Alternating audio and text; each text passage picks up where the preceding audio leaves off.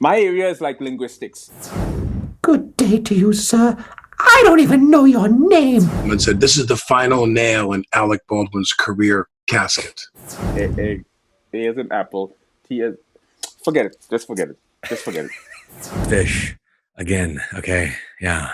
Yeah, and you spit up all over the place. Boy, killing it, boy. I've been in television for 30 years. I want to blow this up on Instagram. I want to... Yo, I'm on the Jimmy Fallon show, yo. You know what I mean? So cool. You have any...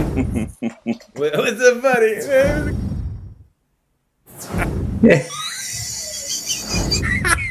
Can you tell I've never done a Zoom before? Was it easier having... You having to listen to those goddamn answers? My area is like linguistics. I like linguistics because if you study humor or comedy, humor or comedy is really predicated. The fundamental nature of comedy is predicated on linguistics, language. There are a lot of ambiguity, a lot of play on words, a lot of surrealism, a lot of absurdity. So humor is predicated on linguistics. So, boy, killing it, boy, killing it.